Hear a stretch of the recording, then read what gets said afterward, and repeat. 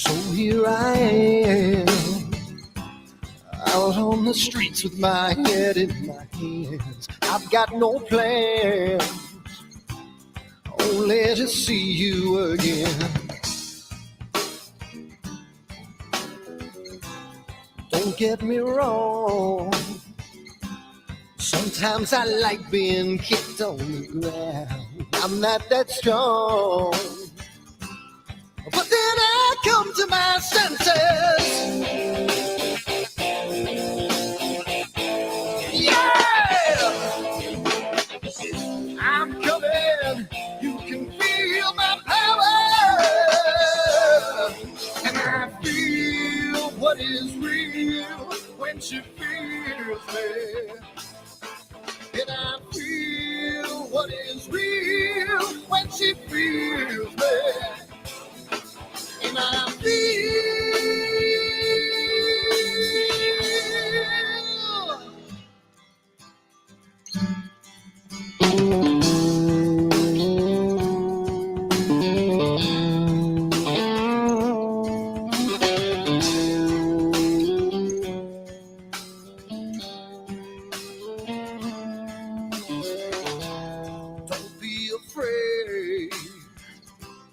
don't do that man with the scar on his face. It's a charade.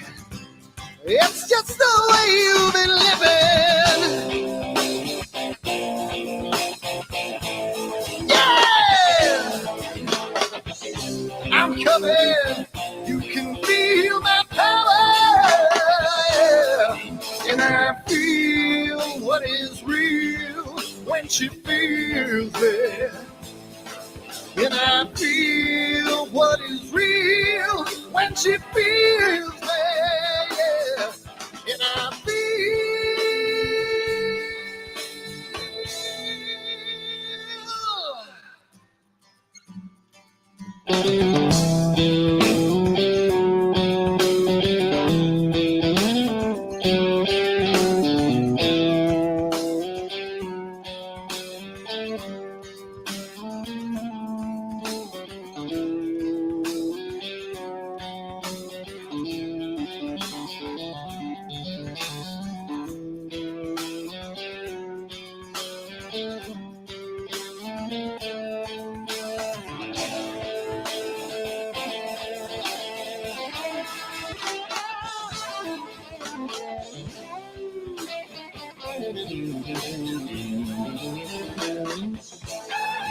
And I feel what is real when she feels me. And I feel what is real when she feels me. Yeah.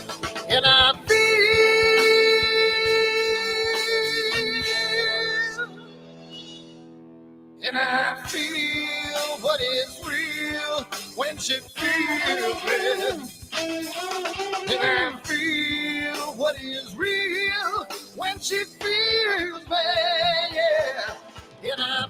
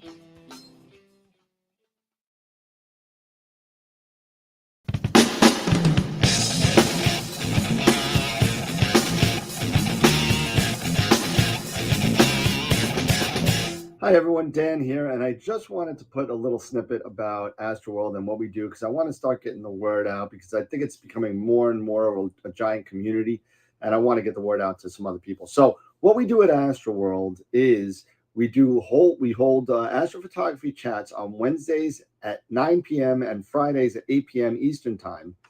And we just talk astrophotography. Wednesday's more of a techie kind of advanced intermediate, and Fridays is more of a newbie kind of thing. So if you want to check us out, and if you want to, hang out with some semi-decent people that like to go off the rails a little bit and have fun while they're doing it, come check us out at AstroWorldWeb.com, and you can check out the schedule, and you can sign up for all the free giveaways that we do. We just gave away an Eagle 4 Pro, an Optolong filter kit, Charles Brackenstein's books, and a whole bunch of other stuff. So come to AstroWorldWeb.com, hang out with us, have a good time, and as always, remember to keep imaging, keep educating, and clear skies. And I'll see you soon. Bye-bye.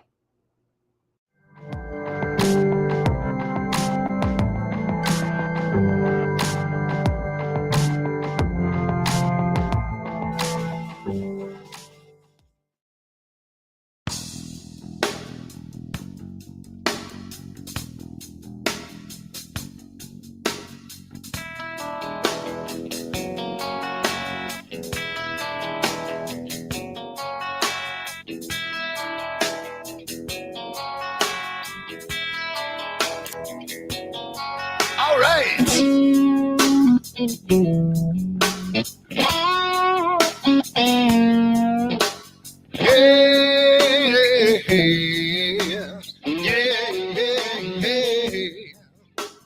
Where did my color go? Got your head in the sand. You can't be in control using a powerful hand. I wanna be you, I wanna see you.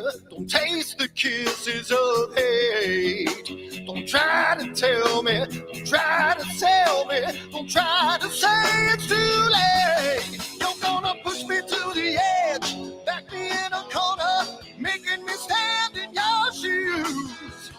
Push me to the edge, hide a little color, it's black and white and blue.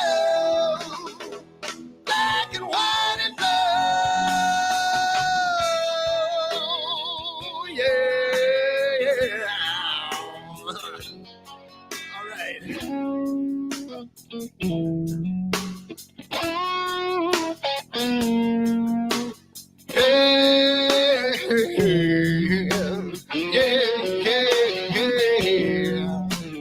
Cat learns to ring a bell. Rat gets free from the maze. We can be taught to love. We've got to learn a new way. I wanna see you, I wanna be you. Don't taste the kisses of hate. Don't try to tell me, don't try to sell me, don't try to say it's too late. You're gonna push me to the edge, back me in a corner, making me stand in your shadows. Push me to the edge, hide a little color, it's black and white and blue. Black and white and blue, yeah.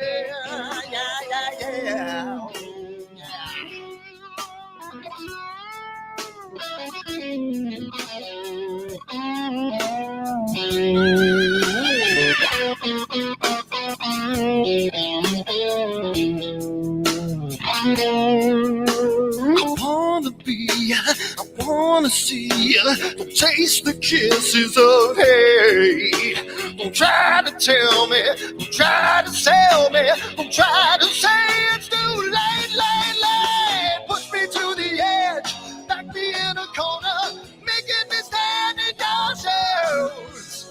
Push me to the edge, hide a little color, it's black and white and blue. Yeah, black and white and blue. You're going black and white on the edge, back me in a corner, making me stand in your shoes. Push me to the edge, hide a little color, it's black and white and blue. Black and white and blue.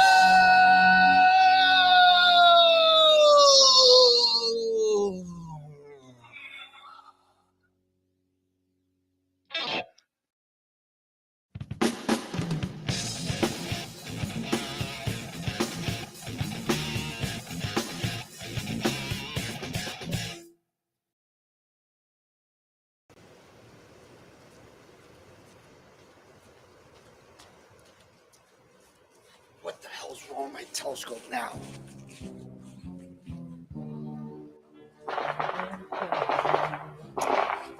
Get wrong with this thing.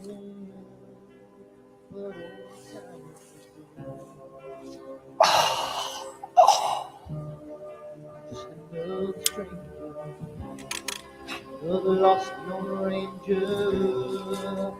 Can I break this spell?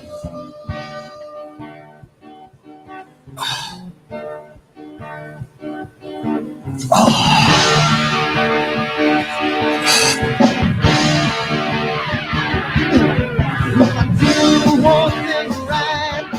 Do I make two things wrong? If I want to stand by the line, I will always take the fall. If I just do the left, I can live from the right. I sleep all day long, and then I'm breathing through the night.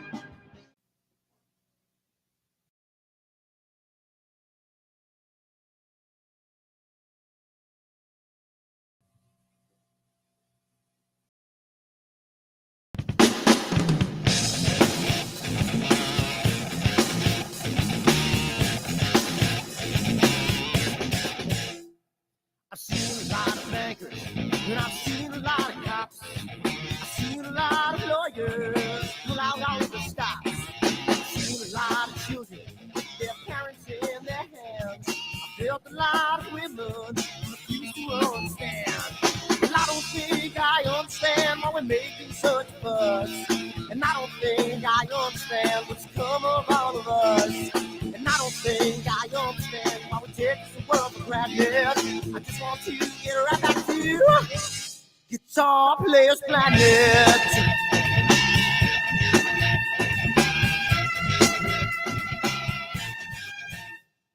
You see it in the papers, you read it every day. The riots and the fires going on in South LA. The muggers and the government, they're all wanting the same thing. They take you for your money, whatever else bring. And I don't think I understand why we're making such a fuss. And I don't think I understand what's come of all of us. And I don't think I understand why we take this world for granted. I just want to get right back to Guitar Players Planet.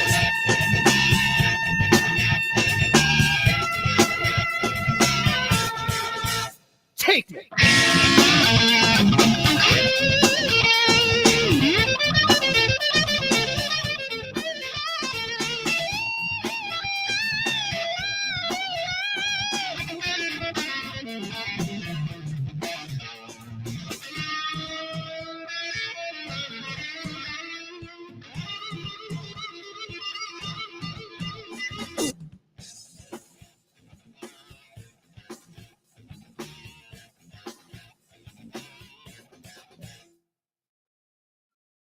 Good evening, everybody. How's it going? We are here again, and it is another Wednesday night on AstroWorld TV with another special guest tonight.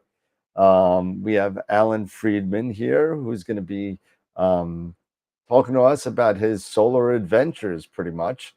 And we welcome. We got a lot of people, and everybody's saying. Actually, I believe Ernie is in the chat. He's a friend of yours, I think, Ernie Jacobs. He's from the Buffalo Astronomy Association. I think at BAA. I think it is. Yep. And it's what was that? I said, hi, Ernie. Yeah, he's floating around. Yep, he just said hi. But before we get into introducing Mr. Friedman and getting into his adventures, we haven't done sponsors in a while, and we're kind of obligated to do so. So we may as well do it. So really quick. Let me see if I can grab this guy, and we'll do a quick play here. There we go. So welcome everybody to Wednesday night. We do have wonderful sponsors that we have that have been doing such a great job promoting the show. We're looking for more sponsors to kind of build up the giveaways that we give away. We haven't given away a really, actually, that's not true. We gave a picture of the year. We gave a L Quad to Tom Peter. Thank you to Sean Nielsen and Optalong. So Prima Luce and Optalong, thank you so much for being our sponsors at the Red Giant level.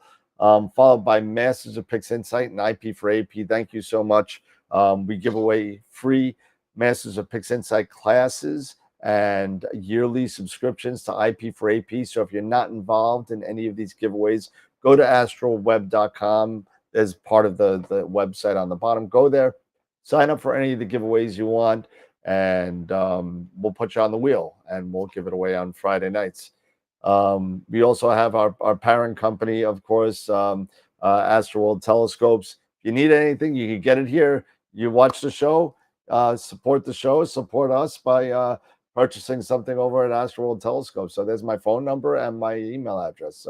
So thank you to everybody who's supported in the past. You guys are awesome. You guys really helped us out. Well, we can skip that. Sorry. We had Bob Denny a couple of weeks back.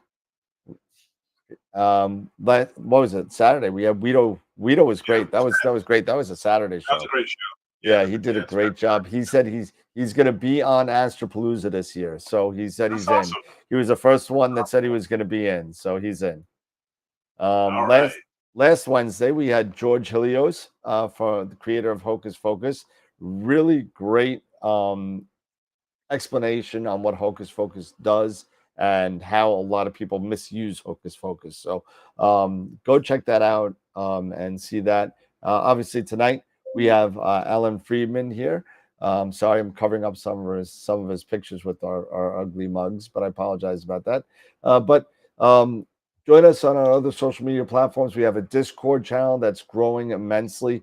Go check us out at AstroWorld's Q&A. Also, feel free to follow us on any of the other platforms on Twitter, Twitch, Instagram, Facebook, and X. So thank you so much for dealing with my blather for the last 5 minutes. And we're gonna go back to the main show. We're the main event here. So Mr. Friedman, welcome to AstroWorld TV. This is your first time with us, and thank you for coming on, and especially at this opportune time of what is it? What we say? Was it 19 days to the eclipse? So thank you for coming on and hanging out with us. Absolutely. My pleasure. That's so. I seriously doubt that anybody in the chat doesn't know who you are, but just in case people don't know who you are, why don't you give a little background on what you've done and what's going on with your solar passion and all that. Okay. So there seems to be a little delay when I look at my picture. Are you hearing me okay? Yep. Hearing you just fine. Good. So I've been involved in this hobby for quite a few decades. It's a hobby to me. By profession, I'm a greeting card publisher and an artist and designer. Got involved in astronomy sometime in the late 80s, early 90s when my kids were little. And I found that in the middle of the night was the only time that I wasn't really needed, at least once the kids started sleeping. So I got my first telescope then and have enjoyed it ever since. Gee, what to say about that? I mean, it's been a journey through visual observing, imaging. I live in downtown Buffalo, so although our club has a deep sky location or a suitable deep sky location in a rural environment, I do most of my observing in my backyard, which you'll see in my presentation in a few minutes.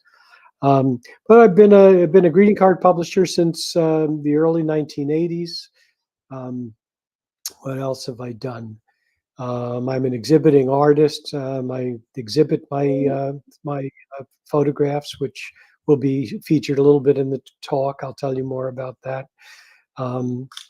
And I've been a longtime member of the Buffalo Astronomical Association, a past president, a past board member, a research associate at the Buffalo Museum of Science, which along with 25 cents gets me on the Staten Island Ferry.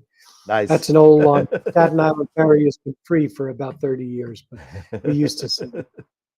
But it's a lovely passion for me. And tonight I'm going to share with you sort of the history of my work, and then also a look at some of the image processing techniques that I use, and hopefully give you enough information that if you're interested in doing solar imaging, you can take the ball and run with it. Yep. So Nice. I think Nice. that's how it gets started. So if you're ready, I'll share my screen and take Sure you through thing. my talk. You got it. Absolutely.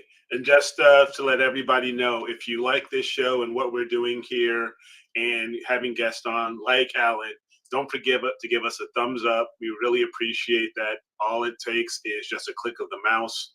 And hope you guys have your notebooks ready and your pens and pencils out, because I know a lot of you have been looking forward to this episode and looking forward to not just because of the eclipse, but just solar imaging in general. So, Alan, the floor is yours, sir. Great.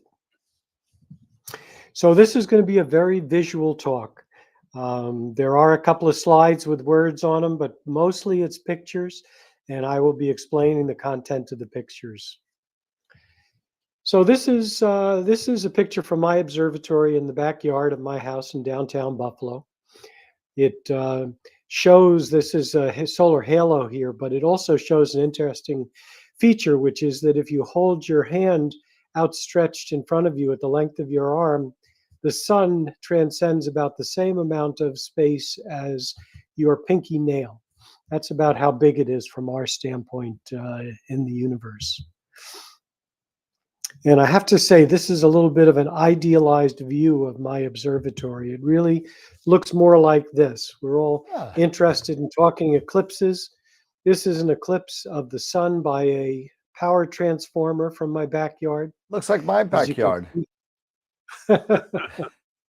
Probably looks like a lot of our backyards, which is why, remote observatories are great, but there is that thing to be said for your own backyard. I think you'll do the most imaging possible in a space that's 35 feet or so from your back door. So that's always been my motto. But I do have a lot of power lines and cable TV lines, even some old vestigial landline telephone lines to contend with, not to mention trees and television antennas and all kinds of stuff. So every once in a while, we can have some fun with it. And when the sun, this was taken in January, when the sun kind of runs along the power lines from my backyard, I did a double exposure to put them both in focus at the same time. Of course, it wouldn't look like that if I were just focused on the sun. Now, we've got other issues too, often in Buffalo. This is something we contend with a lot during, this was a night of a lunar eclipse, where there was a nice cloud shroud over the whole event. And I remember a night when Jupiter, I'm sorry, that's Mars. Mars and the moon were making a close conjunction, and I got to peek at it for a minute through a hole in a steady cover of clouds. Sometimes the clouds work out to your benefit, but often not. And then we get a lot of this. This is my my mount in my backyard, enjoying the first snow of the season. That was last year, and then the second snow of the season looked like this, which it happened, not infrequently in Buffalo. It's a nice photo opportunity, but it can really put astronomy on the back burner for quite a bit of time. Oh, yeah. So this is not my observatory. This is the Nordic Optical Telescope in the Canary Islands. It's a 2.5 meter telescope. And sometime around 1990, they released this picture of Saturn. I believe it's an infrared exposure. And at the time, it was the highest resolution picture of Saturn that had ever been recorded from Earth. And I'm sure you all realize that it wasn't too far into the future that amateurs were able to do even better with even less. This image was taken from my backyard in 2005 with a 0.25 meter telescope. That's a 10-inch telescope, which is 1/10 the aperture. And I can't do the quick math on what percentage of resolution that is, but it's a tiny fraction of potential resolution. But the techniques of lucky imaging have made huge strides in what we're able to do in terms of photographing our solar system neighbors. This was a little journey Saturn during that time from 2003 to 2009. The rings, when they went edge on, Saturn was too close to the sun to allow observation. So that last image was made from data taken a couple of weeks before, and the edge on rings was actually composed, just to be honest about it. And I also at that time did quite a bit of lunar imaging, especially during 2006 to 2009. I had a number of really great nights in August, which allowed me to kind of push the limits of a 10-inch telescope from an urban backyard. That first one was done at a 7-meter focal length. This is at the native focal length of my 10-inch telescope, which is 3.7 meters. So pretty high power. So, but somebody might ask, a lot of people might ask, why do we bother with this stuff, especially if you're doing solar system photography? Because there are some excellent images out there, thousands and thousands of them taken by, in this case, Cassini, as it drew very close to Saturn. And of course, we've got several telescopes that are taking pictures of the sun in wavelengths that we can't even imagine under the Earth's atmosphere, and they're taking those pictures 24 hours a day, 365 days a year. So, why are we doing it? Why do we buy this stuff and go through this? Well, for one reason, it's thrilling.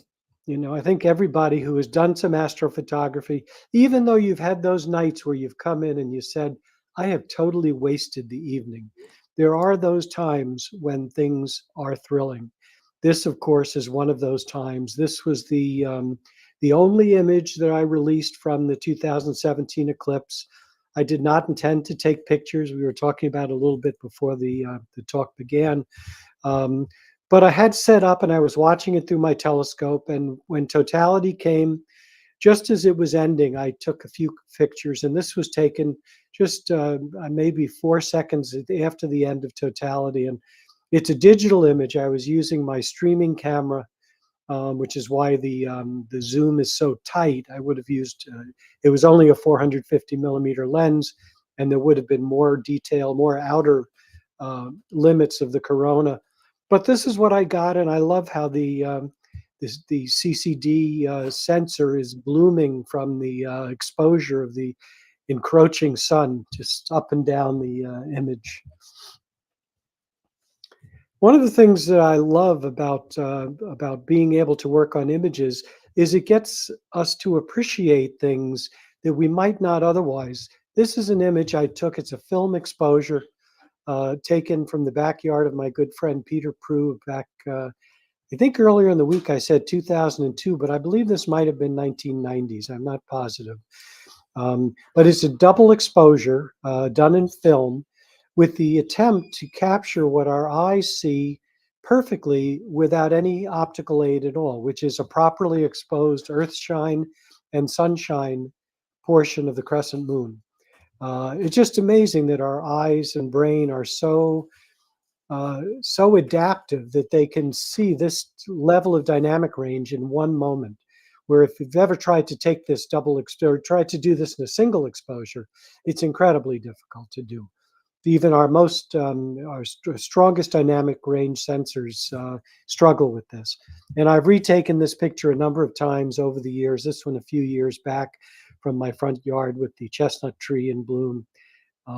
It always amazes me. I think it's one of the most beautiful things in the sky. And we're just at the point where it strikes us in March and April when the first crescent is high overhead and well placed for viewing. And then, of course, there's the crazy detail in hydrogen alpha solar observing, which shows all kinds of features that if you've looked at the sun in white light, the first time you see it in the narrow band of hydrogen alpha, it blows you away. The structures, the transparency of the prominences here seen at the edge of the sun, like they're dancing across the edge. It's just magical, magical stuff. So like a lot of you, I've got a telescope problem. This is my family of astrophysics telescopes. From left to right, it's the 155, which is a 6-inch refractor. Next to that is the tiny F5 Stowaway. It's the smallest scope they ever made, followed by the Traveler, which is a 105, a little over 4-inch telescope, and then the 10-inch Mac Cass, one of 30 that were made that I'm very fortunate to have been able to purchase. So here's a close look at the small one. This is the telescope I use most. It's my main solar imaging setup. When it's attached to its Coronado 90 Solar Max, which is a Coronado filter that I got shortly after the Luntz moved from the Isle of Man to Arizona.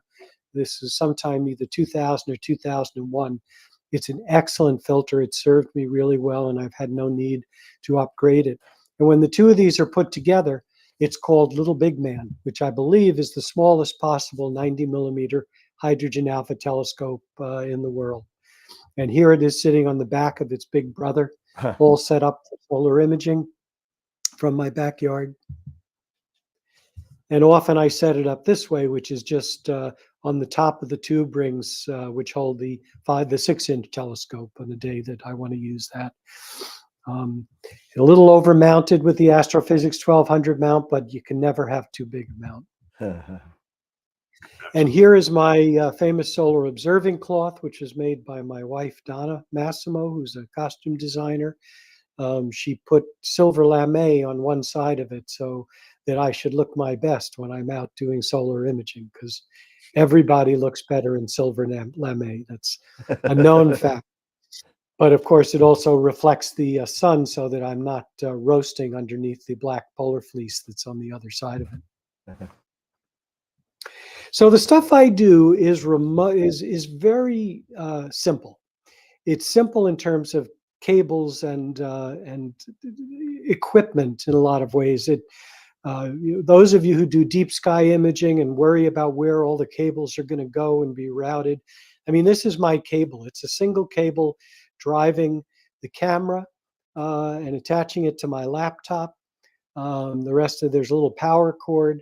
But you'll notice the key ingredients here are a garbage pail and a folding chair, which is holding my laptop. This is at the shores of Lake Erie, just before the eclipse sun was going to set into Lake Erie. This was a partial eclipse in 2014. There'll be some more pictures from this evening in a little bit. And here's the telescope, the whole Little Big Man setup in a Halliburton case, a nice old vintage one that I've had for a long time. You can see here how big this thing is. The telescope is about 14 inches long, and the lower left is the filter, the Etalon with the adapter that attaches it to the front of the scope. Next to that is the blocking filter that goes in the back. There are 3 cameras in here, a couple of adapters to run FireWire because FireWire is now complicated to run on my Mac. There are 2 tele-extenders, a number of imaging train adapters in there, and then a diagonal and an eyepiece so I can take a peek before I get started. And all the way in the left by the hinge is a hydrogen alpha deep sky filter that I use for imaging the sun in white light. So this all goes easily in an airplane and allows me to take trips like this one, which was to the wonderful observatory on Mount Wilson, where I was invited for the second of the 2 Venus transits that we had in the early part of the 21st century. Yep. This was, the seeing was unfortunately not good that day, but it was really just a marvelous event. My good friend Dave Jarosevich was superintendent of Mount Wilson at that time, and he invited me to be a part of that celebration up there. This was a picture, one of the first pictures I took of the space station in front of the sun. This was done at the Winter Star Party. I gave a talk a week ago for the Kalamazoo Astronomical Society, and one of the people on that call had been at the talk I gave at the Winter Star Party, and he remembered that someone from the audience said, you know, there's going to be a transit of the space station in 25 minutes, and it was at the end of the talk during the question and answer period. And I quickly closed up stuff. A bunch of us jumped in a car and drove to Marathon Key. We set up where we thought was the center line, but we were not on the center line. We were off by about 500 yards and just barely caught the space station scooting across the edge of the sun. These are really narrow events, so you really want to pay attention to your GPS, which was still not really that common a part of what I was doing in those days. I've done it a bunch of times since, this one during solar minimum 3 or 4 years ago, and then again a couple of years ago during the pandemic on the first day of spring, and first day of summer. And I've gotten a little better at capturing detail in the space station when I do this.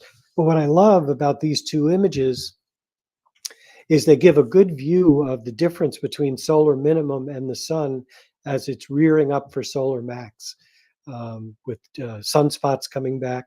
Obviously, on the left, the space station is the only spot on the sun that day. And another thing that sometimes we have to go for is eclipses. I've done a bunch of partials. This one was visible in Buffalo on sunrise a couple of years ago, which I did from the rooftop of my my office building, an old Model T factory in downtown Buffalo, New York. This was just a wonderful experience as well. I don't usually get up that early, but one of the things I wanted to show you in this is the difference in the two setups I had for that day. This is a 100 millimeter camera lens. Both of these are shot on a 35 millimeter sensor. So this is the size of the sun at 100 millimeters, and this is the size of the sun at 450 millimeters through my little big man telescope, which I think 450 is a pretty nice shape. The sun won't be lumpy like this, and this when you see it, because it's going to be high up in the sky, so it'll be nice and round. And I think this will give you plenty of focal length to get the outer reaches of the corona well exposed. And also with the resolution of modern camera lenses, I mean, my 35 millimeter camera has a 60 megapixel sensor. There's lots of room to get in close if you want. Nice. But if you're not wide enough, you can't really get wider. And here again is that one image from 2017. So the first thing everybody needs is white light filtration. You got to have these. You can make them yourself. You can buy them ready-made. The back three are all made with Botter's solar screen film. Just a marvelous material that is an excellent white light filtration material, safe for, they do make a photo only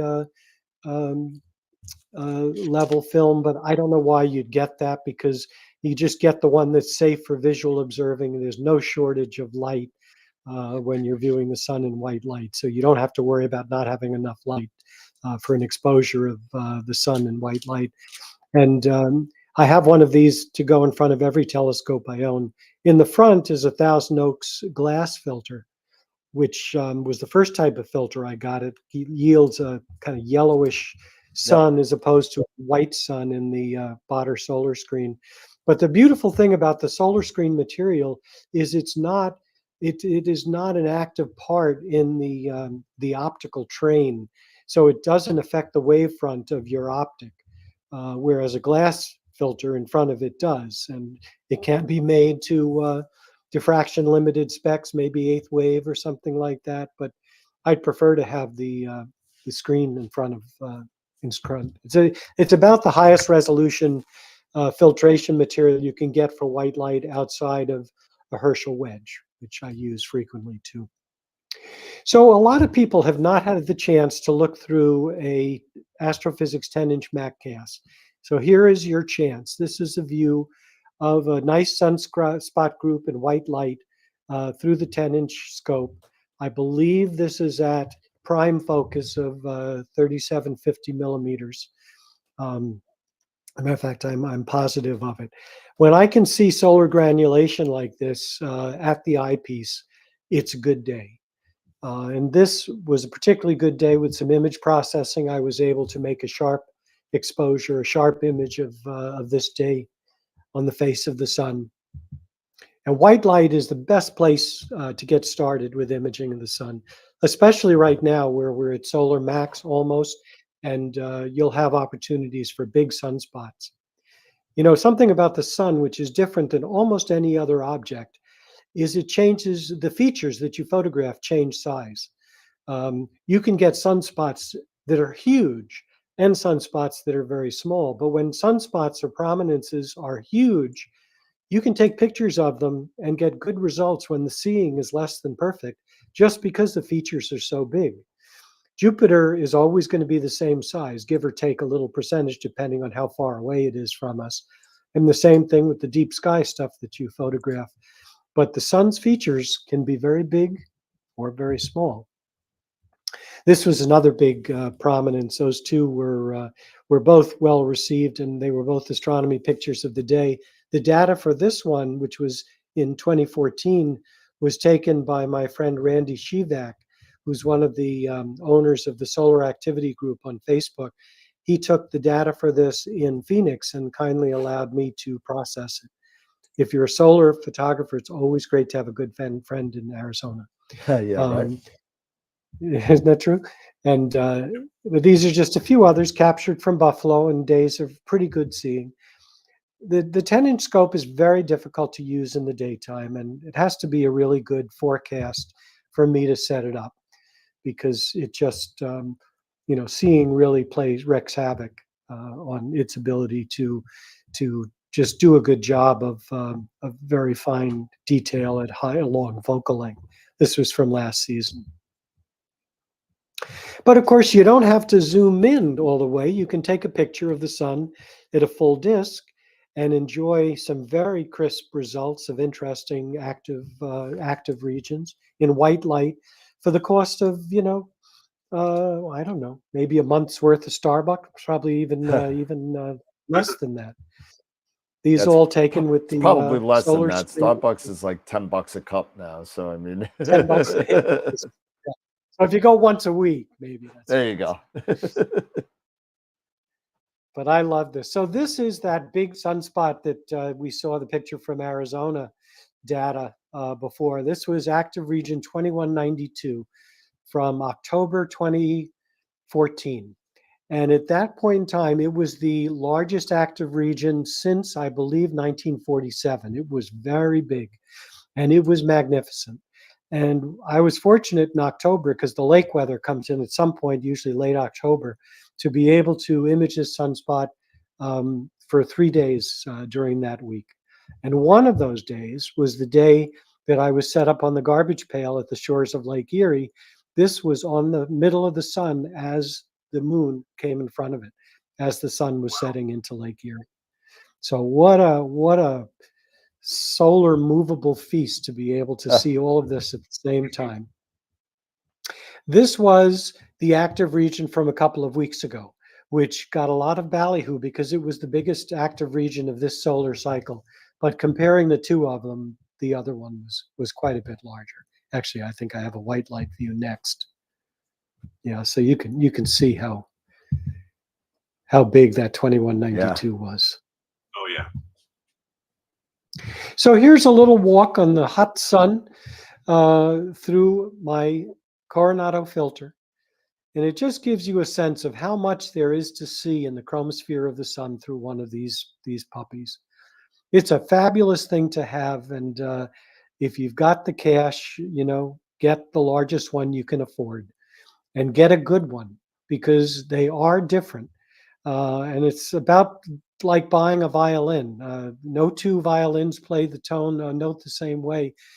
Solar hydrogen alpha etalons are kind of the same way. The one I have is remarkably even, which is the key to not having hot spots when you take pictures.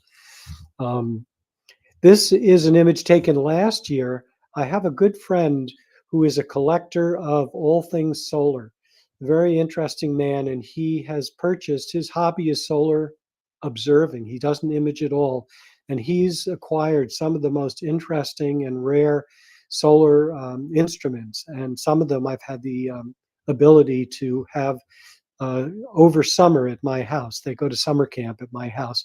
Last summer I had a Lunt 130, And when I attached the 90 Coronado to that to double stack it, it presented a very high contrast, very even image.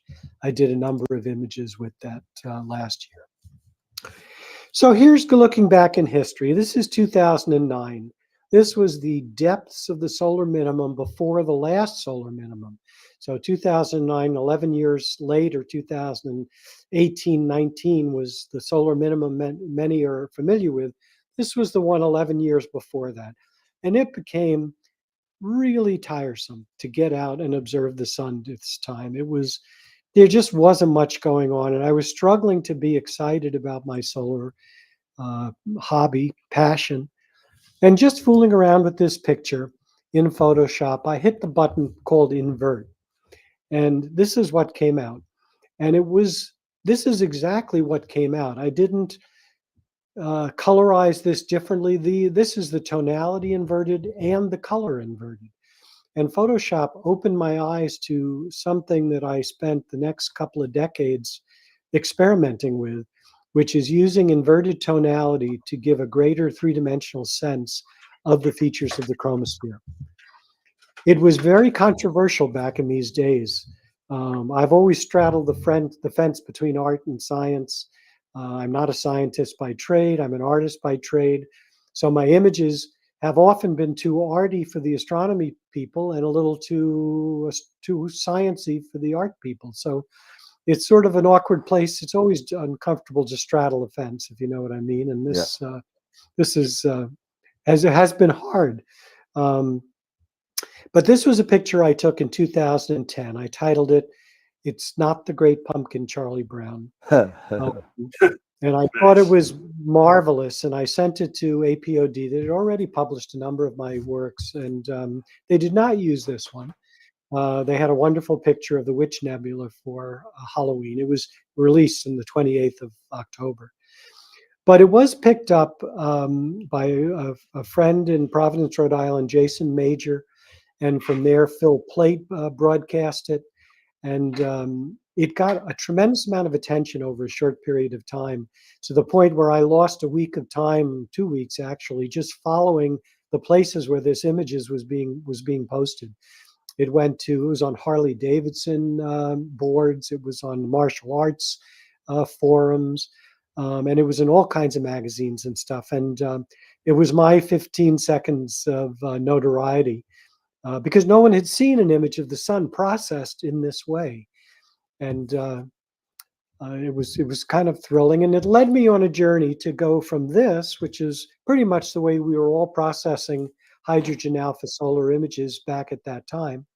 And this is an image I like very much. I think it's from 2012, where the prominences are kind of given a red hue and the disk is brighter, because the disk is much brighter than the prominences when you expose it. And this is the same image inverted in a monochrome kind of format. And I'll just take you through a little bit of a history of my development of these images through the last solar maximum and moving forward. Coloration is all applied. The images are all created or captured with a monochrome camera. All of these are taken with a camera that I was actually given to use in 2012, and I still use it. It's a 6-megapixel streaming camera from a company that was once called Point Grey Research and is now called FLIR.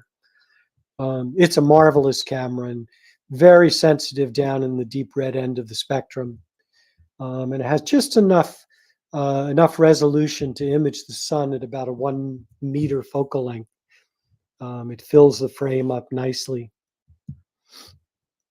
I like to do the images in monochrome a lot of the times too. Funny, I have a business where I silkscreen print. I don't, but we produce silkscreen printed cards. But color has always sort of puzzled me, baffled me. So although I do enjoy colorizing these, I also enjoy the luminosity, the tones. And here you can see that even during minimum, you get some great prominences, which can keep you going. And here is hydrogen alpha in the depth of minimum, kind of a redo of that 2009 blue image, but with much greater detail. So this is calcium kaolin. There's only one of these in here, I believe. And this was taken through a scope that I was also allowed to use by my friend Dennis, who had a wonderful 90 millimeter Coronado calcium K-line telescope, one of 11 that were made. And this one lived in my house for 11 years, and I did quite a bit of work with it. This is an image in the middle of solar minimum. And just slowly, sunspots began to come back, and filaments and prominences came back to the point where it started to look again like maximum. These images were from last year.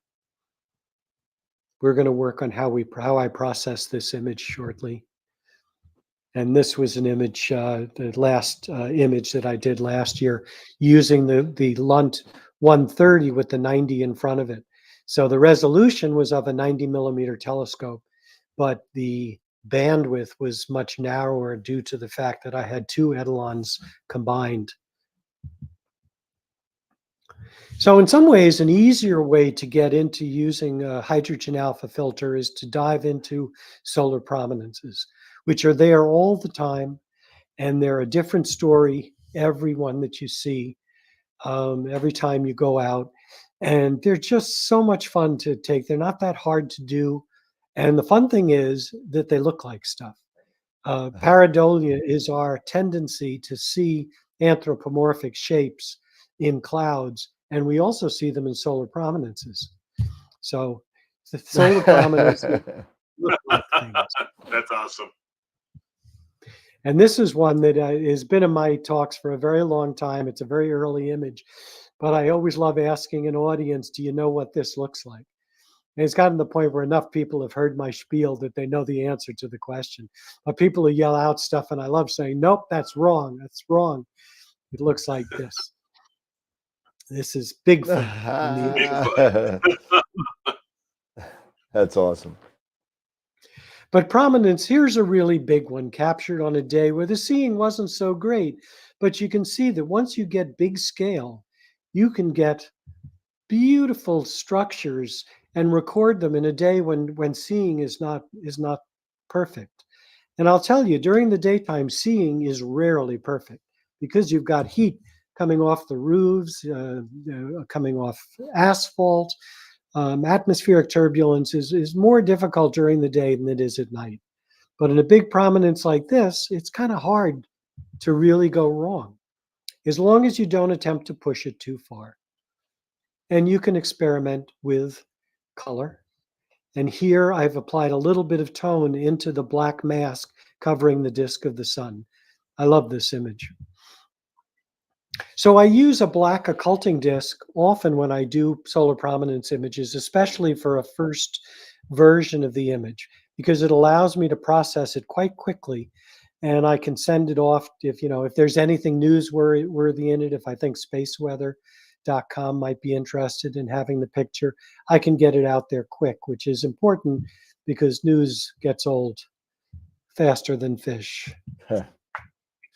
But often I'm almost always, if the seeing is good, I will capture the chromospheric detail in a separate exposure because the disk is so much brighter than the prominences. And then when I have a little more time, I'll combine the two of them. And here, these couple of images, this was the same prominence a day later. It was huge and massive and had enough stability that it lasted for several days with subtle changes from one day to the next. And just a couple of examples of how you can alter positive and negative to present this prominence in different ways, and the detail in the chromosphere in different ways as well. A very old prominence one I did with an old camera. So here's what it looks like to look at these things. This is my view on screen. The beautiful thing about doing this type of imaging is I can see everything live on the screen of my laptop while I'm underneath my cloth getting ready to capture. And it allows me to focus in real time. So focusing is just a snap. There's nothing to it. And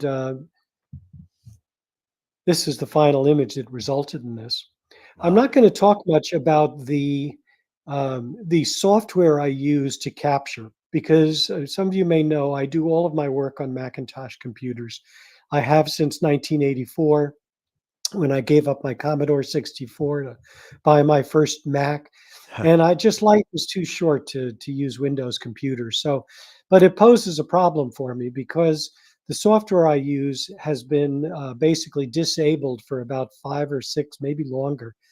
And I'm actually doing my image capture on old laptops, still running a version of the Mac operating system, which allows me to capture .mov files using this old piece of software, which is called AstroWorld, that you can no longer buy. So I'm not going to talk about it too much. You can use whatever capture software you're working on in Windows will have the same features in it. I'm just stubborn, and at some point I will need to update to Windows, and it'll be a sad day. But in the meantime, we'll pick up the image processing from a point a little bit further on after the data is captured. But I just want to take you through a few combined images of the disk and the prominence together from recent years. They're always great fun when you can capture them coming around the bend, so to speak. This very active region that had just emitted a flare, and this another one with the same story just after an X flare had been recorded. That obviously goes out into space hundreds of thousands of miles. And this, I just love this. This is one of the last pictures from last year. I love how you can see the limb through that prominence, and just really appreciate its depth. So I'm sorry that the resolution of these isn't so great. I found that even Keynote will no longer accept my .mov files in full resolution. But I wanted to show you the process of working on this data. So this is a data capture that I worked with. This is the original recording, of course, a little bit lower, grainier resolution than full. You'll see it stop a little bit and then start again. And those stops will give you a sense of what the challenge would be if you were using a film camera or a digital camera and attempting to snap the shutter just at a moment of sharp seeing, clear seeing, atmospheric steadiness. It's virtually impossible. And it's funny, if you were able to do that, I think that would be lucky imaging. But your odds of being able to do that are very slim. So what's now called lucky imaging is a process of capturing your data through your telescope in a streaming form, through a streaming camera. I use for this stuff, this is kind of at a focal length of close to 2 meters. I'm using a 2 megapixel streaming camera, quite a small sensor, and it captures about 30 frames in a second. And so what I will do is I'll take this stream, which is typically about 1,200 frames, maybe, what's the math on that? 40 seconds worth of exposure. Okay. And I will then run it through AstroWorld, and it will evaluate all of these frames, and it will use an algorithm to tell me which are the sharpest frames. And it will make a decision and will sort them with the sharpest one first and the least sharp one last. And then it will ask me how many I want to select. And I usually say somewhere in the neighborhood of 300 to 350 of the sharpest frames. And what I was able to do, because I was able to have input into the creation of this software package, is I'm able to look at these frames, so I don't know if you know any software designers, but they never want to let you into the decision-making part of their software. They want the software to do it for you. But sometimes the software makes mistakes, especially if the data is noisy or grainy. It can mistake grain or noise for sharpness. So I always like to scan through the first 20, 30 frames and make sure I'm happy with the assessment that the software made. The next video is the sharpest frames, the 300 or so. And you can appreciate how much sharper they are individually, but why are they jumping around? And they're jumping around because my polar alignment is not very good. And the image moves a little bit over the time that it takes me to capture this stuff. So the next step is I have to align these so that they're perfectly aligned. And I do it more than once. I do it probably 30 times for an image of this size.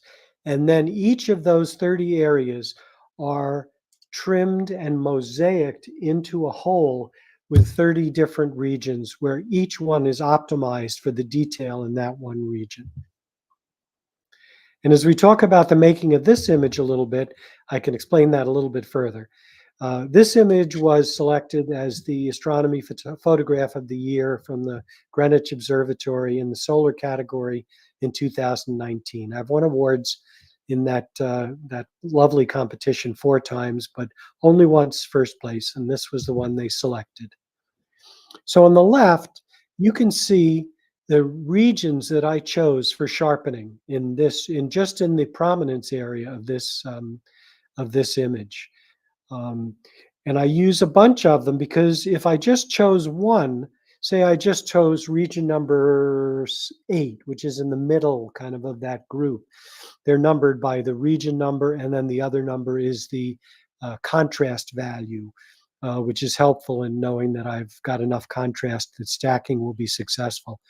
If I just took one of them, that area would be very sharp, but the further I got away from that square, the less sharp the detail would be. So by using that mosaicing technique and putting together many sharp pieces, I get a much nicer piece of data to work with. And the one on the right is the data sharpened. From there, I think you can tell if you look at the image on the left versus the image on the right, you can see a lot more faint detail, especially in the faint outer areas of the prominences when you mask the disk of the sun. Just like it's hard to see stuff when you've got a bright light in your face at night, it's a lot easier to appreciate a solar prominence image with that black occulting disk. And the little blue spot is the size of the Earth, which is sort of valuable to have from a talking point. And here's the way I do that. An easy way to do it in Photoshop is just to take the magic wand and click on the white area, right? In which case you'll get a mask, but that mask will have all of the faint spicules in it as well. And it will, if you fill it in black, it's going to make a black circle with all kinds of rough bits to it, which I find personally unattractive. So I'd suggest doing it this way, which is just open your canvas and make it large enough that you can scribe a full-size disk circle in there, and then fill that with black, and then make your image small again. And while you're doing that, if you look at the size of that circle, it's shown in the upper right, the value 2860 in width and 2860 in height. That is the pixel dimension of that circle. And of course, we all know that you can fit 109 Earths across the diameter of the sun. So you just divide that number by 109, and you get the size of that Earth-sized disk that you can put in your image, either as a little blue circle or size an image of the Earth taken from space is a fun way to do it. And then the last step, which we'll look at in a little more detail momentarily, is to colorize if you find that something that you'd like to do. It is much easier to sell color images. Not that I sell anything, but it's much easier to sell in terms of gain acceptance for color images than monochrome. And here's another one with a little scale in it, the Earth and the Moon, giving you a sense of the length of that tremendously large prominence. So we're going to take a closer look at this prominence, this image, with its disk detail added in. So I have already done my mosaicing with this and gotten a raw image waiting for sharpening and processing. And here's the way I would tackle it. So this is the prominence exposure. It's always the longer exposure because the prominences are much dimmer than the surface of the sun. So the surface of the sun is deeply overexposed, just a white disk. In the next image, I've sharpened it. And just so I can go back, I've also brightened it a hair, but you can see this, the subtle sharpening. Sharpening is a powerful tool. and you really want to use it with restraint. I like the old question somebody asks on the subway. They come up to you and they say, how do you get to the Museum of Modern Art? And you tell them it's easy. You just get off at the subway stop before I do. And that's the way you want to process your images with unsharp masks. Get off at the stop before you finish. And that is the beauty of undo and layers in Photoshop, which allows you to sharpen something and then take it back and go back a little bit. It's so easy to over sharpen. The next step is to add a little gradation into the background, just to show you the difference between those. You can see to the right in the layer that is now selected, we've got a gradation being applied. The gradation just adds a little bit of daylight back into the picture, because we all know that you can't take pictures of the sun in the middle of the night, right? So why is the solar background black? And this is something that I have been playing with for many years, and I like what it does to the image.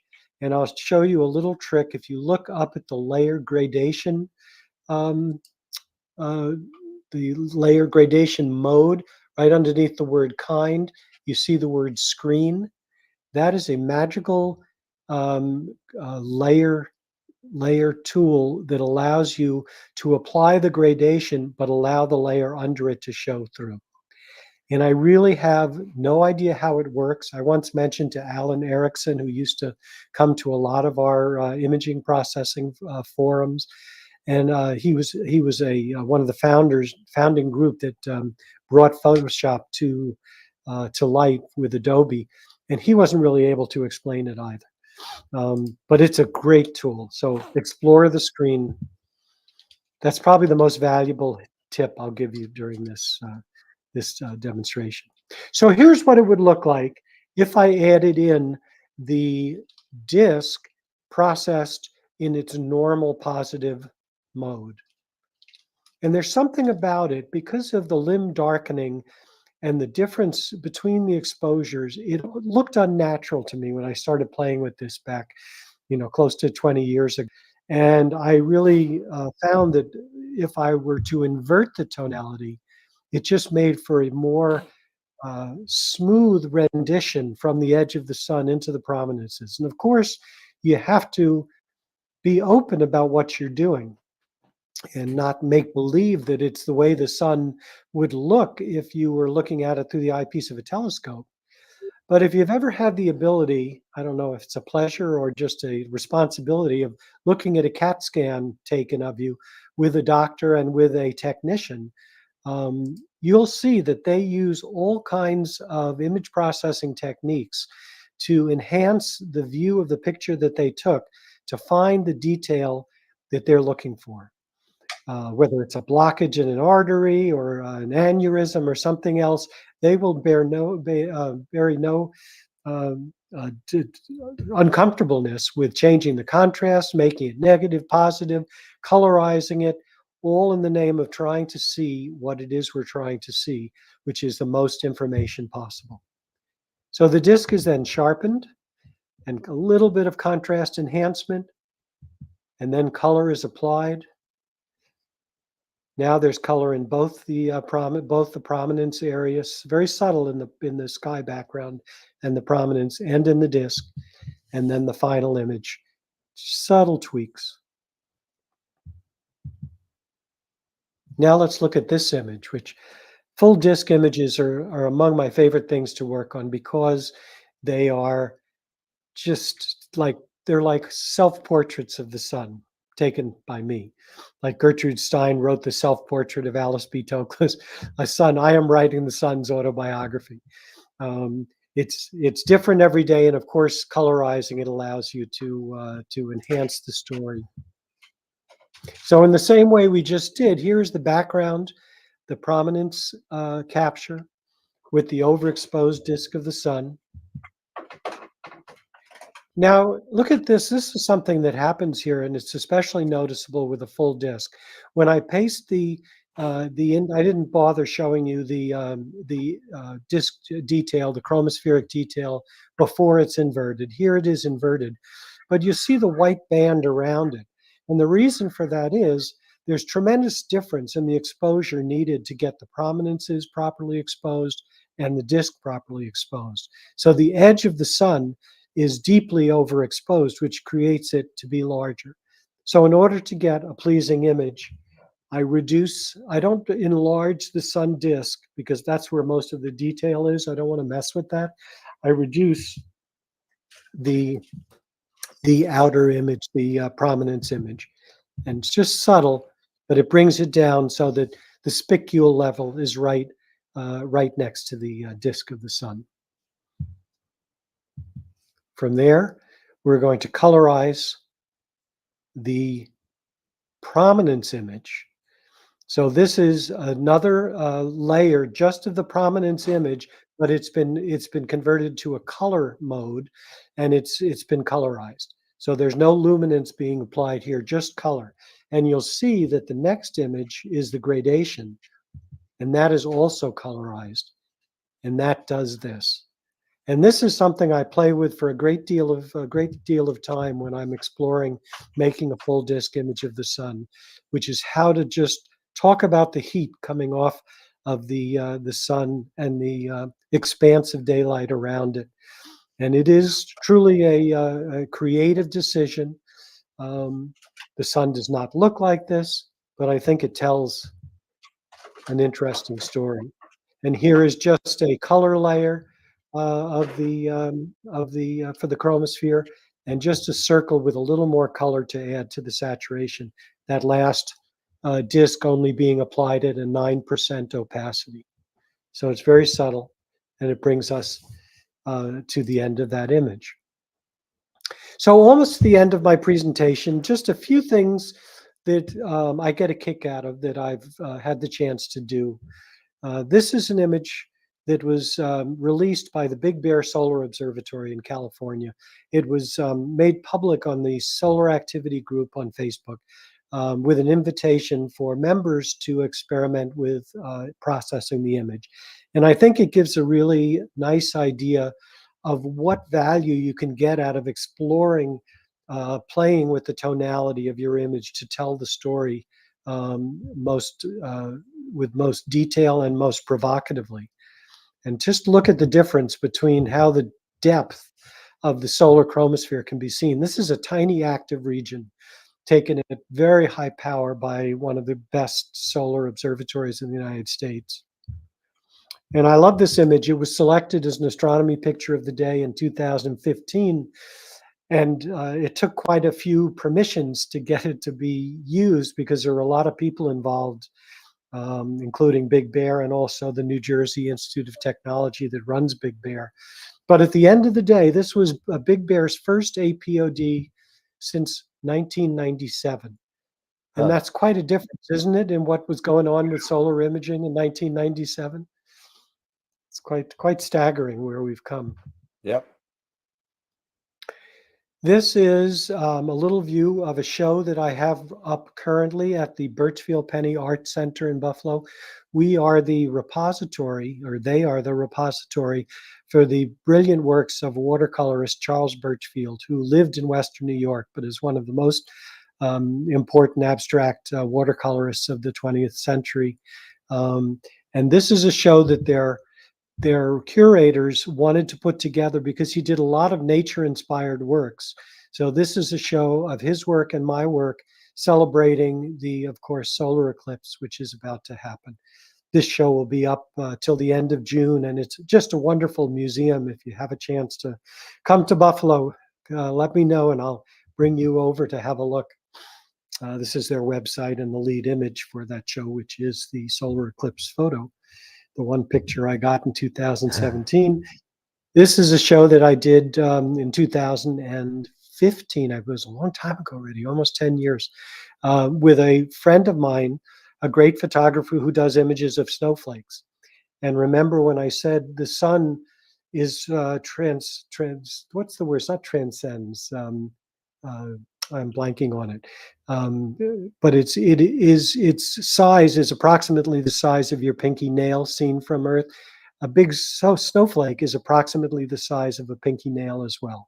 So there are a number of reasons why we did this show together. Two things too that you see all the time and yet never really look at. It was a really fun show. And as a printmaker, I really enjoy the values of making physical prints of my work.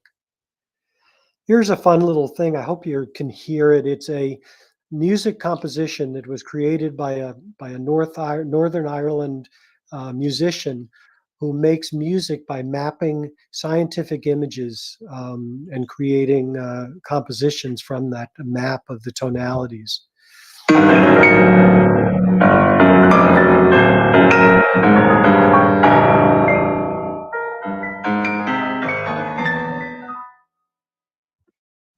I'll stop it there. It goes on for about an hour and 15 minutes. Whoa.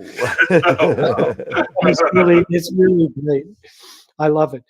So this is a band from the place where my father was born, Astoria, New York. Their name is Dystoria. And they came across my solar stuff and wanted to use it as the cover art for their first album. And I love when this happens. I love the multidisciplinary process of sharing artwork that I do with other artists. I always try and get a little something from it. I don't like to give it away for absolutely nothing. So the trade here was I get 2 tickets to their first appearance on Saturday Night Live, which has yet to happen, but I hope they someday get a chance to do it. In the meantime, I'm happy to do it. And one other project, which was a book from a series of books that was done by the North Face company, but their Japanese parent company called Nanamica.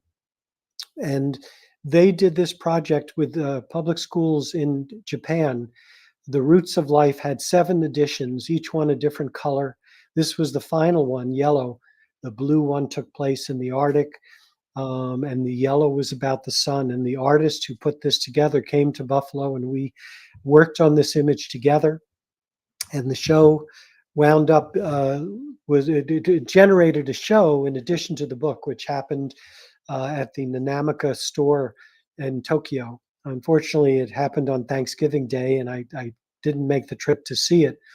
But it looked like it was a wonderful event. And I did get one of the signature jackets that was produced with the Roots of Life image, color yellow. And I can tell you that in a size large, it fits no American human being in size large. It's in mint condition, and someday it will be worth a fortune. That's funny. And this is a famous astronomer underneath my cloth at the NEAF Solar Star Party. This is Thierry Legault looking through little big man and hydrogen alpha filter. And this is, I don't know who this is, but I love this picture because it reminds me of what is the most fun, which is sharing the view through our telescopes with the public. You just never know who that baby on the back of that papoose is going to be when they grow up. And I've missed this since the pandemic. I've done very little public astronomy, and I'm excited to get back to it.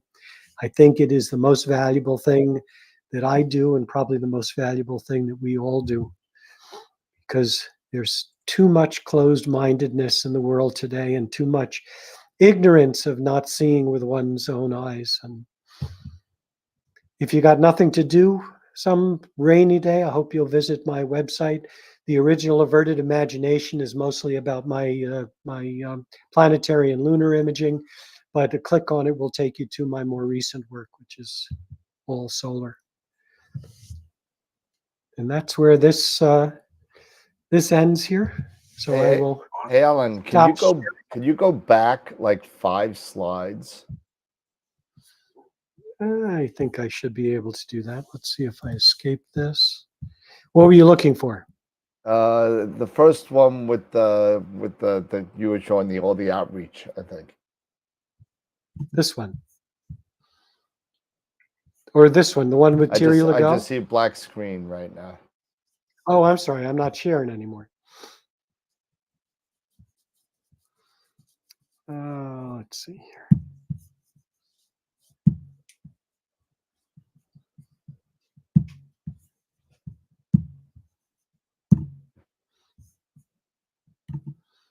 There we go.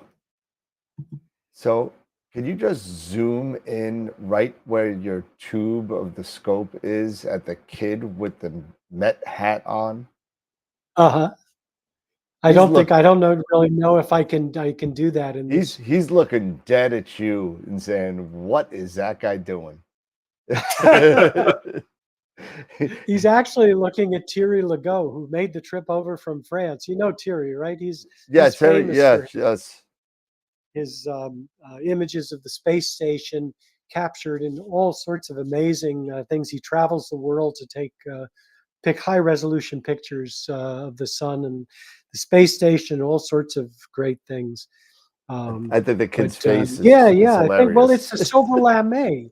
He's saying, this guy looks fantastic. Where can I get a silver lame cloak like that? That's That's really awesome. what That's exactly what he's saying. He's like, "That's cool. I yeah. want one of those." Exactly. Oh, that was awesome, Alan. Thank you. Well, thanks. Thank you. Well, I we know do. we have a few questions. Yeah, don't we Dan? have. I got like 4 or 5. You want to take the first one, Eric?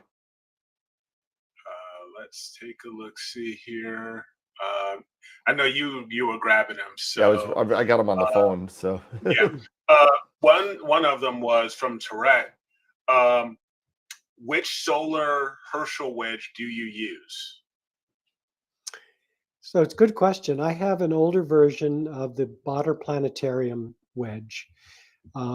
It was their first version of what's called a safe solar wedge. You know how a wedge works? It sends about 90% of the light. It uses a prism, and about 10% of the light goes to the eyepiece, and you use neutral density filters to reduce the intensity of the light from there to a safe level. The other 90% goes out the back of the wedge. And if you have no diffusion grading on the back of it, it goes out 90% focused sunlight. And if you have a jacket thrown on the ground or your foot, you can actually, it gets very hot. So that was always the drawback of a Herschel wedge. But Botter, and I think other companies too, started putting a diffusion grating on the back of the piece so that the light that comes out, it gets warm, but it will not set anything on fire. And their newer versions are called ceramic. I was just looking at it to see if I needed to upgrade. I had told Dan that I very rarely buy Astro equipment these days. I have more than I can use in my lifetime. But I was looking at it, and it looks great. And it's got a ceramic screen on the back of it, which diffuses the heat. Yeah, It looks Altair really has one, and Starfield has one. A couple other people. I think even Batter makes one also. So yeah. Well, that's the Botter one. Botter makes excellent stuff. yeah. So this can be a little hard to get in the United States, but I have one of my scopes that you didn't see is a 5-inch Zeiss refractor. And Botter Planetarium holds the ownership of all the copyrights from Zeiss for when they were involved in making amateur telescopes.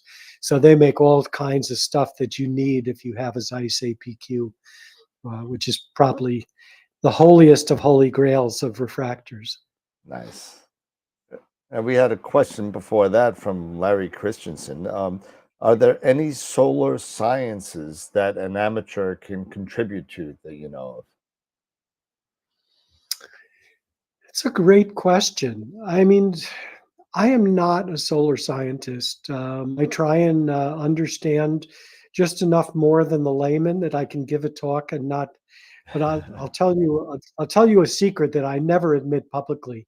But when I did a talk in Arizona years ago, and I had just gotten this calcium K-line telescope, I described it as a calcium potassium telescope.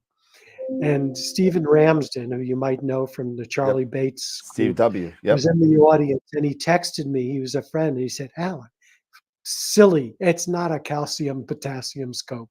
That's the K line. It's not potassium." So there's a lot of stuff I don't know.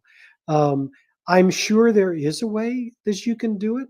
I mean, at Mount Wilson, they've been sketching sunspots through their 150-meter focal length solar telescope for decades, every sunny day. They project it onto a table. It's a 36-inch circle, and they sketch the sunspots. You don't have to have a PhD to be able to do that. But, you also are competing with solar telescopes mounted outside the atmosphere that Yep. can view the sun all day long. So it's tough to be the first one to see an X flare. But on the other hand, I have taken pictures of erupting X flares. I think when you visit spaceweather.com, you get a good sense of what amateurs can contribute, at least to the science as it's reported on that website. There you go. I'm a huge fan. Yeah. Did you see any? I know I have some more. Did you see any more questions, Eric? You want to take another one, or? Yeah, let's take a look. See, I know there was another one. Oh, I got like 6. So Yeah, here was from Norm. From Norm, he was yep. curious on how he processes his images for an even background. So many have problems with the background being blotchy or uneven.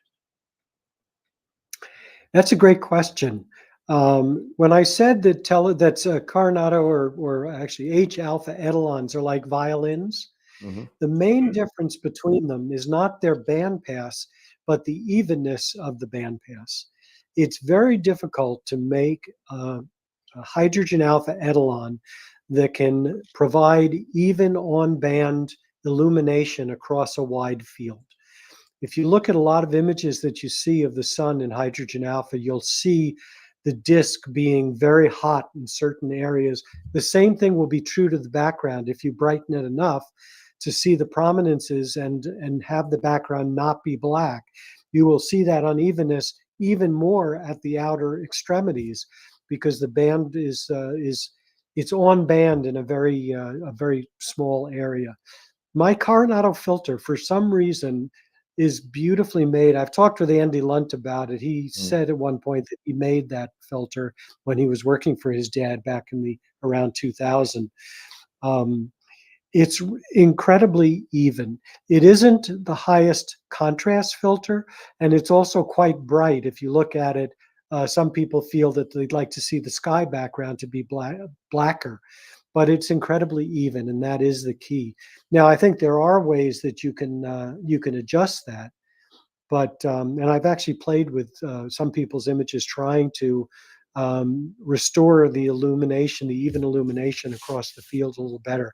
But it is a challenge if you have a way to try out an H alpha telescope before you buy it, like at the NEAF Solar Star Party. It's a great thing. Yep. Yep. And there's always lots of people out there in that field that, as always assuming that it's a nice day. I remember, Barlow Bob and a couple other people out Oh, there. good old Yeah. Barlow. Yeah. He Yep. was good. Yep. And, I'll tell you one other little thing, which may wind up in a question a little further on, which is about double stacking versus single stacking. yeah. People always ask that. For a long time, and I still believe this, the issue with solar observing, especially when you're doing public stuff and people are coming up to your telescope and they're going to look through it for 15 or 20 or 30 seconds, you're coming from the bright outside where everything is so contrasty, and you're getting under a black hood and you're looking at an image of the sun which is very soft in contrast in comparison to the world around you. And it takes your brain a good 60 seconds to adapt. And if you do a lot of solar observing, you'll know that. You'll look at something, you'd be looking for a feature, a filament, something on the surface of the sun. All of a sudden, you see it like it's a tennis ball that the dog has had out in the backyard for a half hour. It's filled with structure, and that's only giving your brain a chance to adapt. In 15 to 20 seconds, a double stacked setup, assuming it's a good one, will show you that contrast much easier. But for imaging, you're going to be playing with the contrast in post-processing in any event. And I actually push the contrast a little bit during capture so that I know I have enough contrast in the chromosphere to get stacking and aligning to be successful. I need a certain level of contrast. So you can do that post. Nowadays, a double stacked telescope uses an Etalon in the imaging train, so it's small. But when I first got started, if you wanted a double stacked Coronado 90, you bought a second Coronado 90 for another $6,000, screwed it on the front of your telescope, and had 12 pounds of weight on the front of your telescope. And now my solar telescope weighs 6 pounds. So for me to put 12 pounds on the front of it, Yep. it just ain't going to happen. So I'm a big fan of, and what I would suggest, if you're going to get the most important solar accessory you can get, buy a bino viewer. The bino viewer will let both eyes work, and your brain will adapt to the soft contrast, subtle contrast, as fast as you possibly can. It's the best accessory you can get. After you use that for a while, then if you want to go get another Etalon, more power to you.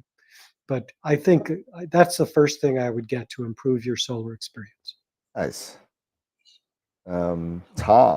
Peter asked, on average, how long does it take you to process a final image? Well, I can process a prominence image with a black solar occulting disk pretty quick. I mean, maybe 20 minutes or so. Depending on how good the seeing is. Yeah. It's like everything. If the seeing is good, everything just opens up in front of you like, the gates. The gates have to opened. heaven. But that image does not take that much time to do. A full disk solar image, I will create to get the level of detail that I want. And if you go to my website and click on any of the images, it'll take you to my old website and a high resolution version of those. You can see how much detail is available in them. I might do 180 alignment points over the disk of the sun. So that takes a while. I mean, it can easily take me 3 to 4 hours to process one of those images, plus playing around with the coloration, either trying to do something I haven't done before. That takes forever. But we're trying to do something that everybody else is doing now. That's a little bit of a bugaboo for me. That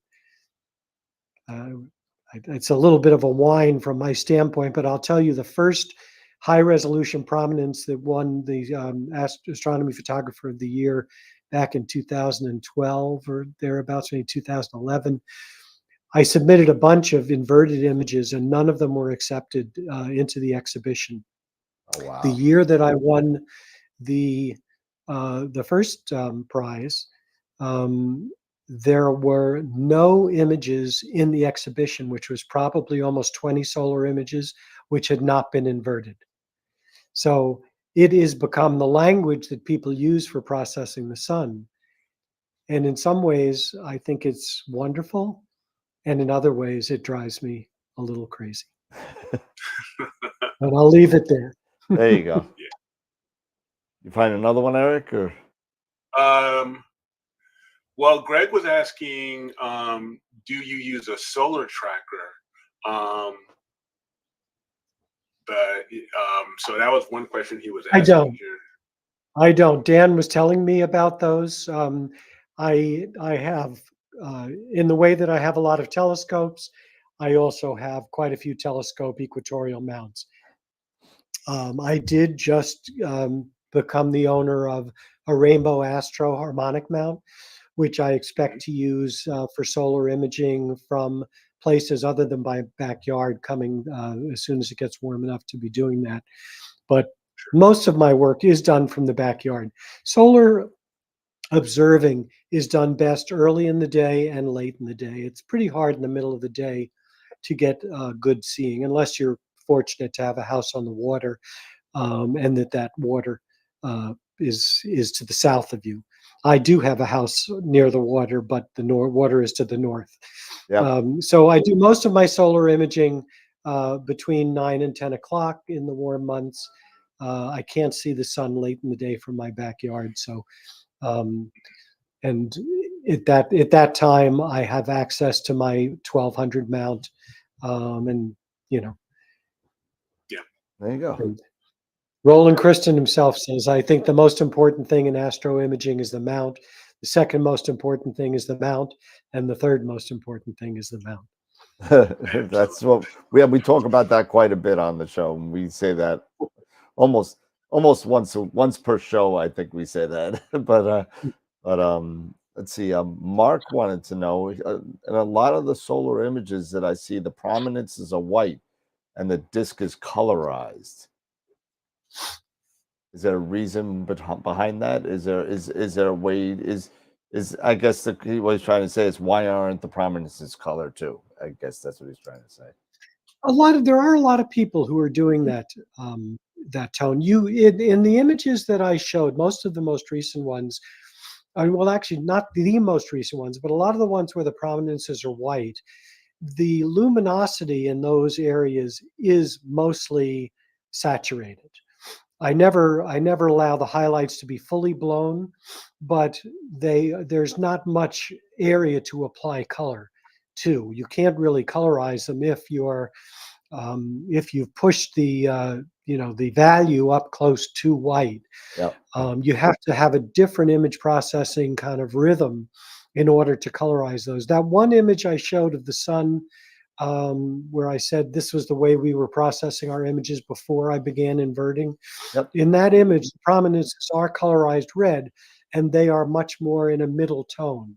So it's basically just a different theory of how to present, and it is much closer to what we would see in the through the eyepiece, except of course the disc would not be yellow, right. It would be red. It would all be red, and our eyes are about 1/20th as sensitive to red light as they are toward yellow. So, that's why they don't make fire engines red anymore. Exactly. And the last question that I saw so far was one from Mark Helton. Do you ever image with ND filters as opposed to batter film or solar film? Well, obviously, the first issue in any solar observing, and I haven't said this, but I hope it's the audience understands this well enough. Safety is by far the most important first consideration when you get involved in solar observing. And it's a complicated issue because when you come back out in March after not having done this for 6 months and you set up your stuff for the first time, I had one time where I forgot to put the blocking filter in the back. And I just went to the eyepiece kind of like slowly. And as I got close to it, I could see something not right. The light in the eyepiece. And I said, I did something wrong. And I backed away from it and I immediately realized what I had done. But you get no second chances in an error. Looking at the sun through magnification, you don't have your brain to help you fast enough. You'd experience no pain, but you would experience a permanently damaged retina if you looked at the sun through an optical aid like a binocular or a telescope, right, without filtering. So I read somewhere today, someone asked a question, I think it was on Reddit, can I use a 21 times neutral density filter? I don't know the answer to that. I know that welding glasses are used. I mean, a key thing would be, where are you using it?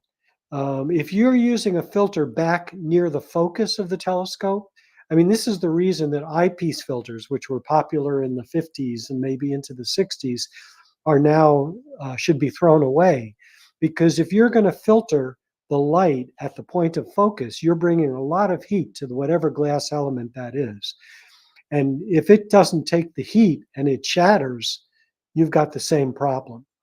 So I can see no excuse not to use, if you're looking in white light and you want an inexpensive alternative and don't want to start with a Herschel wedge, which also has its own issues. You've got to further dilute the solar energy using neutral density, but there you're doing like a 3 and a 5 or something to get enough,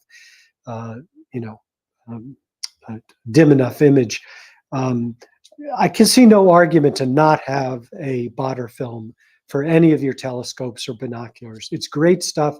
It's cheap. It's fun to make your own, and you can still buy it. Astrophysics, as of yesterday anyway, still has stock in it. Uh, So get out there tomorrow and buy it. Yep. Yeah, I believe he was also talking about that they put out these neutral density filters that are like 10,000 stops or something like that. They're really super restrictive that are supposedly safe to use for solar. Now I'm not, I've seen them being sold. I've never used one, but to your point, Alan, make sure before you put your eye into anything, just make sure that you're taking the proper precautions, that you're keeping your safe. You only have two eyes, right? So I mean, you don't want to blast them out. I mean, I remember an article from the 2017 eclipse that somebody looked through an eyepiece in the eclipse without any such protection, and she burned her retina in the shape of because the moon wasn't told it wasn't in totality, so she has a crescent sun in her eye. Yeah, Permanent souvenir from the.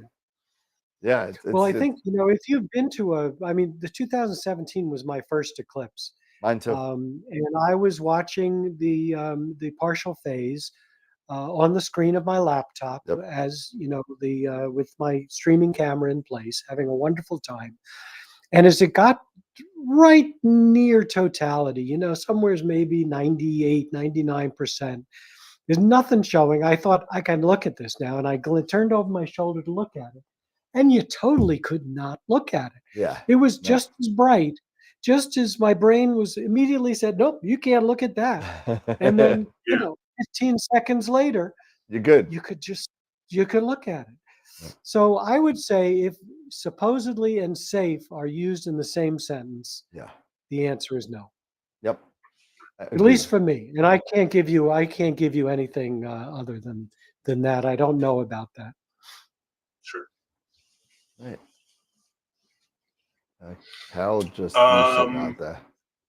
Carrie, yeah. Is there a way to test a film for integrity, such as the batter film or solar film? Well, I've heard that you should check it for pinholes. Yeah. It's Yeah. very, very well manufactured stuff. That's the beauty of it. Bonner Planetarium is a very reputable manufacturer, and whoever's making this stuff, I believe it's made in Germany. I've never had a problem with any of it. And of course, a pinhole will allow a little bit more light to come through than it should. You can't see anything through it, and it's reflective. So I'm not exactly sure how you study it, but you can hold it up to your face and kind of examine it in front of the sun, holding it out in front of you to look for pinholes. Yeah. You should see absolutely nothing through it, but you'll also see your own reflection because it's mirrorized on both sides. Yep. So it's a little hard to examine it that way. Yeah, But when Yeah, you I come know. to the eyepiece, go ahead. No, I was saying that I know that when I get say pick up solar filters or anything like that, for me personally to check them, I'll even look at and this is probably not going to help, but looking at a light just above me, like a really bright light, to see if I can at least find the pinholes, to see if there are any pinholes. And, Yep. and to your point, these are really well made. And if I see any noticeable pinhole or tear, then I know, okay, this one's done. Either, I'm not using it, it's going in a trash or what have you. And then I'll just look for the next one. But yeah, that's the one thing I would say is maybe if not looking at the sun, maybe using your overhead lights or anything like that, maybe that can help you locate some pinholes and things like that to check. I don't its think you can integrity. see a bare light bulb through Yeah, the you bottom. shouldn't. You need something a Yeah. lot bright. You need like one of those like 1 million candle watt flashlights and just There, right? Yeah. But the bottom line is number one, just be safe. And if I remember the last eclipse, and there was a lot of bogus solar glasses being sold on the internet. There was a lot of stuff out there that they were saying it was safe to look at the sun. It wasn't. do your due diligence. Make sure they're ISO certified, and just be safe. If you have a question about what ISO rating is needed, feel free to hit me up. I'll give you the numbers and all that kind of stuff. But I mean, you stick with either Batter, American Paper Optics. This is another good one. All ISO certified. Obviously, Daystar, Lunt, all those guys are ISO certified too. So I mean, definitely And just make be safe. sure that it's well secured to the telescope as well. Oh yeah, I it'll mean, if blow it's a off. gusty day, you've got to, bring with you some 2-inch electrical tape or something that will do a good job helping you to secure it. And then come to the eyepiece. Always come to the eyepiece with caution. My Herschel wedge, I have a neutral density, a visual neutral density filter, but I also keep a polarizing filter in the 2-inch eyepiece holder. And I use it to tune the brightness of the sun to make it comfortable. So even with that in there, I come to it slowly and I begin rotating it even before I have my face right to it, just to make sure it's nice and dim. And then if I want it a little brighter, it will get brighter as you look at it. So you Yeah. don't need to start off with it ultra bright.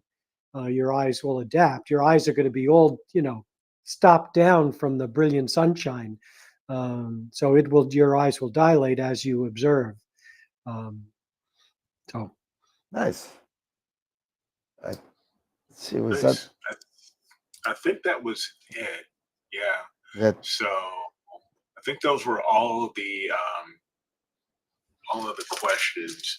And again, Alan, thank you so much for joining us in a wonderful presentation. A lot of people have been making comments how much they appreciate the artwork and the time you put into them, and even giving the tips on how you use Photoshop to help process the images and everything. So I really thought, like, especially for me, the tip that you were showing with the, I believe you call it the gradation, if I'm Yep. not mistaken, Radiation. Yep. and how and it totally makes sense why you would use that, because you're looking at the sun. Why would the rest of the area around the sun be like totally black? Yeah. It doesn't make sense to me. So yeah, you're spot on well, there. it's a visual. It's an improvisation, but I think it does no harm, and it helps to capture the feeling of looking at the sun. And there's some people Sure. doing marvelous stuff now, and the whole world is wide open for video stories of sunspots, time lapses. I don't do too much of that, but that is a lot of where some really exciting work on that you'll see on Facebook and Instagram are being done with marvelous Miguel Claro, who's a great imager from Portugal. Look him up on Instagram. His work is spectacular. I've known him for many, many years. He's doing really great animation stuff. There's a lot of room to do things that haven't been done before. And just one last thing to remind, I didn't use the right term when I was showing that layer, but the layer technique of screen is a blending technique. It's a blending mode. That's what those different, there's 25 or 30 of them in Photoshop. Buy Photoshop, pay the money, and experiment with those blending layers, because they do amazing things. And you find the right one, and it'll lead you to a different solar system. So That's awesome. That's awesome. You got some high praise from Mr. Tom Peter, our Picture of the Year winner. This was definitely one of the best presentations we've ever had. Thank you, Alan. Well, thank you. Thanks everybody for sitting through it, and it's really nice to be able to present it at a time when hopefully it'll be of use. We got an exciting couple of weeks ahead of us. Absolutely. We got a big April coming up, right? We got the eclipse on the 8th. Then we got NEAC and NEAF on the, was it 19, 20, 21 or 18, 19, 20, whatever that weekend. And I think I'm gonna have to cancel my vacation at the end of April because my boss wants to take me to the the Dominican Republic, and it's not. I don't know. Might not be too safe over there for us. So I mean, so I think I'm gonna bail on that one. But that being said, Alan, thank you so much for hanging in there with us for a Wednesday night. I know it's a a late start, but I do appreciate it. Thank you so much for all your insights. It was a pleasure meeting you at NEAF last year. I'm looking forward to seeing you again this year. And when this thing goes out, it'll keep on rolling, but they won't see us. But if you want to hang out for a couple of minutes, that's fine. But I'm actually going to go have. I'm going to go have dinner. you do that. So, You do that. I'm gonna thank go you, out. everybody. My pleasure to be a part of this. And I'm gonna hit you up for Astropalooza in December. You're gonna come on and give us a little the solar recap, maybe. Do that. Keep me in the loop. Definitely will. Great. All right, Peace, everybody. guys. Thank you. Bye. All right. And let's see. All right. So Let's see. that was again. Thank you, Alan, for an incredible presentation. That was fantastic. Thank you, everybody, also for hanging out with us. And if you like what these types of presentations, these types of shows, I think the content that we're bringing to you guys from AstroWorld and AstroWorld TV, don't forget. Simply just give us a thumbs up. Leave a comment in the comment section during the replays or anything like that. We'd love to hear from you guys. And yeah, we would. We're looking forward to a pretty awesome, April coming up. So yeah. Yeah, it's going to be an interesting time trying to get some shows done, but it's going to be interesting because the April we're both going to be away. So the first week in April, the Friday, the third Friday in April, we're both going to be away. So we'll make it work. We'll figure it out. We'll make it work. But just you know what, if you want more updates on the schedule and what's going on, I've been trying to keep up with it on the website.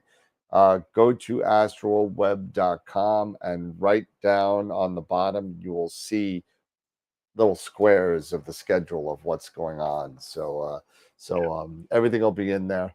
It looks like Lady Loki look-alike. I don't even know what she's called these days, but I guess our birthday's in April. But all right. I just call you Tom. Tom, I'm so looking forward to hanging out with you and chilling out and just having a good time. Watching, the eclipse and imaging the eclipse and all that stuff. I saw some great, suggestions. Even I know you were working on the solar star, and you were doing some stuff with that. But even there were some people mentioning the Skywatcher Alt GT. AZGTI. As the AZGTI, which is very interesting. A very interesting option there as well for imaging, the eclipse and everything. Well, you got to remember something. Think of it this way. Now, if you're buying something just for the eclipse, right?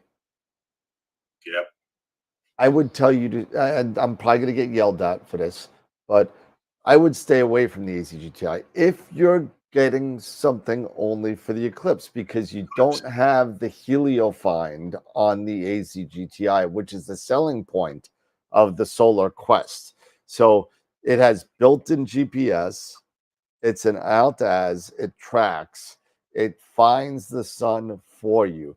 The only thing that I would suggest for you to do, if you get that and you put your camera on, a Vixen Dovetail, put it on a ball head so you can make some slight adjustments to get it, in the center. You don't want to move the mount so much because it sees the sun. It knows where the sun is. It's where your camera is pointing. So get a ball head mount and just make small adjustments to the positioning of the camera. And then you'll be good too. Good to go. Good to go. Are you saying, use a ball head mount with the solar or with the So with the GTI. no, with the Solar Quest. Yeah.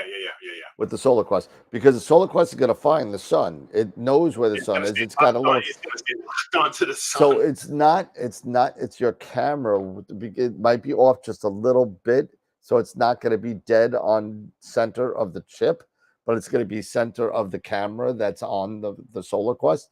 So you don't Yep. want to adjust the mount to fit the camera, right? You want to fit the camera to fit the mount. Change the camera to fit the mount. So use a ball head, make little adjustments, get it in center. Once you got in center, lock it down, and then you'll be tracking the whole time. Yeah, makes sense. So anyway, all right. I am exhausted. Yes. I am so tired. I hear you. But Eric, you got any final thoughts real quick? Because I'm ready to. No. Again, thank you, Ellen. Thanks everybody for hanging out and joining us. Looking forward to Friday, where we'll announce the image of the week, and we'll hang out with some more newbie stuff. We are Yep. now in the full swing of spring.